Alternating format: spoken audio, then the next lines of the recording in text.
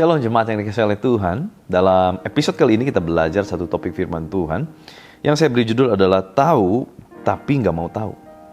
Tahu tapi nggak mau tahu. Yeskiel pasal 3 ayat 19. Tetapi jikalau engkau memperingatkan orang jahat itu dan ia tidak berbalik dari kejahatannya dan dari hidupnya yang jahat, ia akan mati dalam kesalahannya, tetapi engkau telah menyelamatkan nyawamu. Saudara, kalau kita baca ayat-ayat ini di Yeskiel pasal 3, ini bicara mengenai seseorang yang tahu kesalahan orang lain, tetapi enggan untuk memperingatkannya. Dan segala kesalahan orang yang kita tahu yang harusnya kita tegur itu kita nggak lakukan, itu tertimpa dalam kehidupan kita.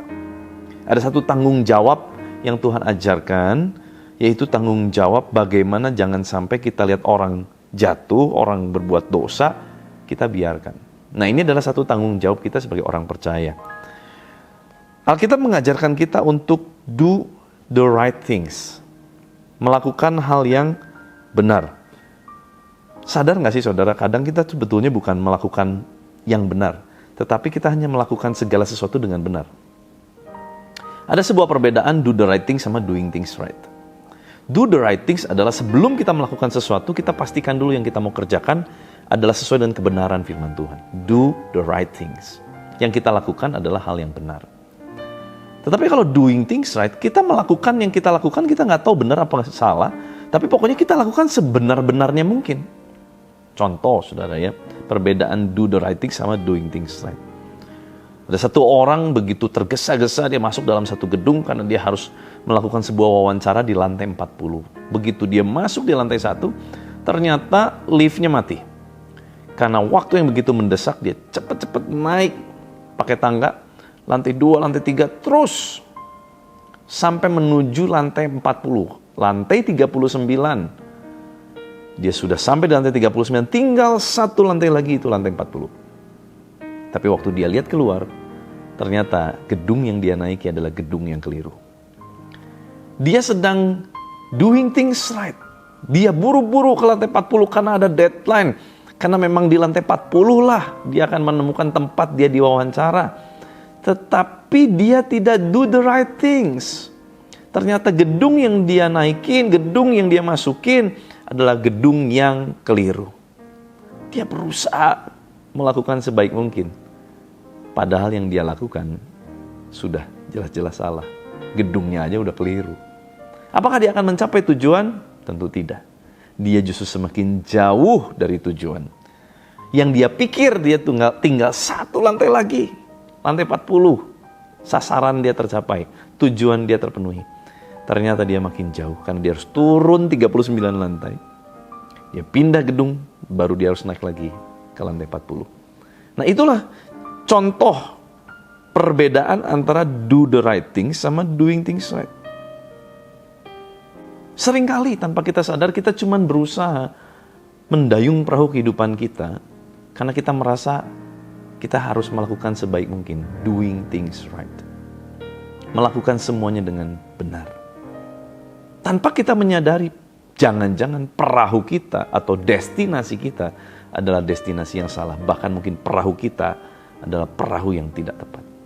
Tapi apa boleh buat, mungkin kita berkata, kagok pastor, sudah di tengah jalan. Pak pendeta kagok ini sudah, apa boleh buat, sudah tidak benar, nggak ada turning back. Sekarang hari ini kita belajar ya, Alkitab justru ngajarin kita tuh do the right things lebih dahulu. Saudara tahu bahwa orang lain salah dan kita pura-pura nggak tahu. Mungkin buat kita itu adalah melakukan doing things right. Kenapa? Daripada hubunganku dengannya menjadi berantakan, daripada harus tegor-tegor dia sampai akhirnya nanti dia jadi gak enak sama saya, hubungan jadi hancur, hubungan jadi gak nyaman, lebih baik saya diam aja lah. Mungkin kita berpikir kita sedang do the right things, padahal bukan, kita cuma doing things right. Kita mencoba melakukan dengan benar. Padahal Alkitab mengajar kita kalau kamu tahu ada orang salah, terus kamu biarkan, dosanya tertanggung. Tentu bukan berarti kalau kita lakukan ini ada kita menjadi hakim bagi semua orang, bukan, saudara. Tapi kalau kita lihat ada keluarga kita, khususnya orang yang kita kasihi, dia sedang menyimpang dari jalan Tuhan, menyimpang dari firman Tuhan, menyimpang dari cara-cara Tuhan. Mau gak sih kita repot buat mereka? Dengan cara apa? Kita ngobrol, cari waktu yang tepat, komunikasikan, tegur, ingatkan, peringatkan. Bahkan firman berkata lebih baik pukulan yang nyata daripada kasih yang tersembunyi. Artinya kasih kita harus ditunjukkan dengan sebuah sikap. Saudara yang sudah punya anak, begitu lihat anaknya mau melakukan kesalahan, belum melakukan kesalahan bahkan ya, anak kecil misalkan 3-4 tahun, mau melakukan kesalahan yang berakibat fatal dalam hidup dia, kita biarkan atau kita tegur? Pasti kita akan segera tegur ya. Hati-hati, gitu kan. Nanti jatuh, bahaya. Kalau perlu kita naikkan nada, kita marahin gitu saudara ya. Supaya apa? Supaya anaknya jerak. Apakah kita pengen dia sakit hati? Apakah kita pengen hubungan kita jadi hancur? Bukan. Tetapi kita berusaha untuk do the right things. Sebagai orang tua, kita mengajarkan yang benar. Nah, mari saudara, miliki hati Kristus. Waktu kita melihat ada orang, keluarga, rekan pelayanan, orang seiman mungkin, waduh dia mau melakukan kesalahan nih, jangan sampai dia lakukan. Atau sebaliknya kita bilang, oh syukurin, gue tungguin dia bikin kesalahan. Nanti kalau udah dia bikin kesalahan, wah kebenaran, saya gosipin habis-habisan, saya omong-omongin ke orang, lumayan buat bahan gosip. Seperti apa pribadi kita? Pribadi yang datang, ngomong baik-baik. Sorry, boleh gak saya ngobrol? Yang kamu lakukan itu bahaya loh. Yang kamu lakukan itu salah loh. Oh memang ini gak populer saudara. Kalau kita lakukan itu kita gak populer. Kita akan mungkin dihindari. Kita mungkin akan dianggap, apa-apaan sih lu? Hubungan mungkin jadi gak nyaman. Tetapi biarlah hati Kristus ada di dalam hati setiap kita. Jangan sampai saudara, dosa orang tertanggung sama kita karena apa? Kita tahu dan kita harusnya tegur. Kita biarkan. Mari kita belajar menjadi mentor-mentor yang baik bagi keluarga, orang-orang sekeliling kita. Sekali lagi, bukan untuk menghakimi, bukan untuk sok merasa benar, bukan. Tetapi kita menegur dengan kasih karena kita nggak mau orang tersebut jatuh, apalagi binasa. Mari saudara, jangan sampai kita menjadi generasi yang acuh tak acuh ya. Bahkan sukar membedakan mana tangan kanan, mana tangan kiri. Firman bilang, generasi yang susah membedakan tangan kanan dan tangan kiri itu seperti yang terjadi pada kota Niniwe. Hari-hari ini banyak sekali terjadi di mana ada satu generasi muncul, adalah generasi yang dari kecil, di mana belum waktunya mereka memilih. Pola asuh yang ada sekarang mengajarkan mereka untuk memilih, sekalipun mereka belum siap memilih. Muncul satu generasi yang pada akhirnya karena dia nggak tahu mana yang harus dia pilih, dari kecil disuruh milih, apa yang terjadi sampai besar? Dia tidak berani untuk memutuskan mana yang benar dan yang salah. Satu kali ada sebuah survei yang dilakukan oleh salah satu universitas di Amerika.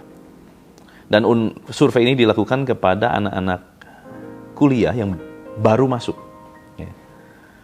Dan cara mereka melakukan survei dengan wawancara itu menarik. Saya perhatikan caranya gini. Ada seorang kurang lebih tingginya, seorang laki-laki, ya, orang barat begitu ya, bule begitu.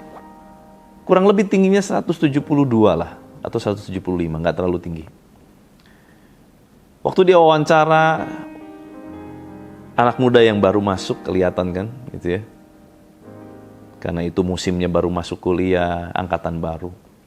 Dia tanya gini, saya mau wawancara, boleh dok? Boleh katanya, oke. Saya mau ajukan beberapa pertanyaan ya. Oke, dia bilang. Nah itu si pewawancaranya yang laki-laki dengan tinggi 170-an itu, dia bilang begini, kamu percaya nggak kalau tinggi badan saya ini 190 cm? Dia bilang gitu. Yang diwawancarai bingung, sambil lihat dia gini, kayaknya enggak deh, dia bilang gitu ya. Terus tiba-tiba si pewawancaranya bilang gini, oh jadi kamu bilang saya bohong? Jadi kamu bilang saya gak jujur? Nah, begitu dikonfrontir seperti itu, jelas-jelas kok itu tingginya 170-an gitu ya. Nggak mungkin tingginya hampir 2 meter. Tiba-tiba, saudara, si anak muda ini, dia bilang gini, oh enggak. Nggak apa-apa. Kalau memang kamu nyaman dengan kamu merasa tinggi kamu 190, it's okay, go ahead. Singkat cerita, survei itu membuktikan bahwa sedang muncul sebuah generasi yang tidak bisa membedakan tangan kanan, tangan kiri. Bukan karena nggak bisa, karena nggak berani konfrontasi. Kenapa? Karena dari kecil mereka sudah diberikan pilihan. Di usia yang belum waktunya mereka memilih, mereka sudah ditawarkan pilihan. Silakan pilih. Sehingga mereka bingung. Nah, waktu diperhadapkan dengan memilih untuk berkata benar, mereka ragu-ragu. Udah deh, daripada ribut, terserah lu deh. Mengerikan sekali, saudara. Puji Tuhan, Alkitab mengajar kita hari ini. Itu kita menjadi pribadi yang bisa membedakan tangan kanan, tangan kiri. Mana yang benar, mana yang salah.